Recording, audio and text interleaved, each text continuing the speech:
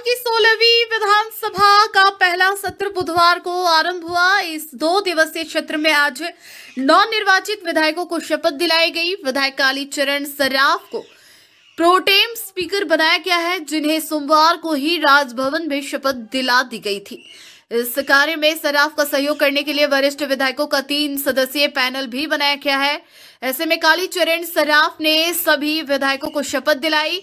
इस दौरान कई विधायकों ने संस्कृत में तो कुलायत विधायक अंशुमान सिंह भाटी ने राजस्थानी भाषा में शपथ ली। आज राजस्थान विधानसभा का नजारा भी कुछ अलग सा नजर आया। यहां पहुंचने वाले नवनिर्वाचित विधायक अलग अलग तरीके से सदन तक पहुंचे। बीकानेर पश्चिम से विधायक जेठानंद व्यास बाइक लेकर तो वहीं बयाना से निर्दलीय विधायक रितु बनावत ट्रैक्टर चलाकर पहले दिन विधानसभा पहुंची। बता दें कि गुरुवार को विधानसभा सदस्य पद पर वासुदेव देवनानी के निर्वाचन की औपचारिक प्रक्रिया पूरी की जाएगी। राज्यपाल कलराज मिश्रा ने मंगलवार को 16वीं विधानसभा का पहला सत्र बुलाने की स्वीकृति प्रदान की थी। कोरोना ने एक बार फिर से देश दुनिया में पैर पसारना शुरू कर दिया है। इस बार कोरोना का नया सब वेरिएंट JN1 सामने आया है। देश में केरल में इसका पहला मामला सामने आने के बाद अब अन्य राज्यों में भी इसके मामले सामने आने लगे हैं।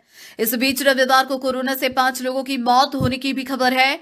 ऐसे में कोरोना को लेकर राजस्थान में भी स्वास्थ्य विभाग और प्रशासन अलर्ट मोड पर आ गया है।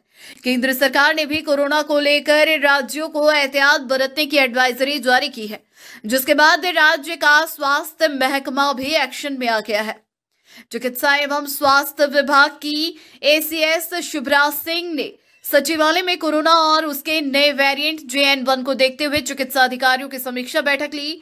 बैठक में ACS ने प्रदेश के चिकित्सा संस्थानों में आने वाले ILI एवं श्वसन रोगों से पीड़ित मरीजों की निगरानी के निर्देश दिए। इसी के साथ रोगियों की आवश्यकता अनुसार जांच नमूने लेने के भी निर्देश दिए और सैंपल जीनोम सीक्वेंसिंग के लिए भेजने के लिए कहा। इसके अलावा उन्होंने रोगियों की सूचना प्रतिदिन IHIP पोर्टल पर अपलोड करने के भी निर्देश दिए। ACS सिंह ने कहा कि किसी भी जिले में कोविड पॉजिटिव रोगी पाए जाने पर उसका सैंपल जीनोम सीक्वेंसिंग के लिए लैब में भिजवाया जाना सुनिश्चित करे। यह सुविधा जयपुर, जोधपुर एवं कोटा में उपलब्ध है। बता दें कि कोविड-19 का यह नया सब वेरिएंट इम्यून सिस्टम को चकमा देने में माहिर है। इसके लक्षण पिछले वेरिएंट की तरह ही हैं, लेकिन इस नए सब वेरिएंट में गैस्ट्रो इंटेस्टाइनल की समस्याएं अधिक हो सकती है। डिडवाना शहर में अवैध निर्माण करने वालों के हौसले इस कदर बुलंद है कि नगर परिषद के द्वारा अवैध निर्माण पर कार्रवाई के बावजूद धड़ल्ले से निर्माण कार्य चल रहे हैं। शहर के विभिन्न स्थानों पर धड़ल्ले से निर्माण कार्य जारी है। वहीं नगर परिषद भी इन अवैध निर्माणों पर कार्रवाई कर रहा है, तो कहीं इन अवैध निर्माणों को सीज किया गया है। कई अवैध निर्माणों पर नोटिस भी चस्पा किए गए हैं। इन सभी के बावजूद शहर में धड़ल्ले से अवैध निर्माण कार्य चल रहा है। आपको बता दें कि 2 माह पूर्व नगर परिषद के द्वारा कार्रवाई करते हुए एक टीम का गठन कर शहर में भ्रमण किया गया था।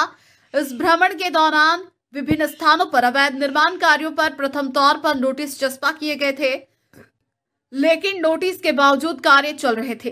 सीज की कार्रवाई और नोटिस चस्पा करने के बाद नगर परिषद ने इन पर कोई उचित कार्रवाई नहीं की, जिसकी वजह से इन अवैध निर्माणधारियों के हौसले इस कदर बुलंद है कि सीज की कार्रवाई और नोटिस मिलने के बावजूद धड़ल्ले से कार्य कर रहे हैं।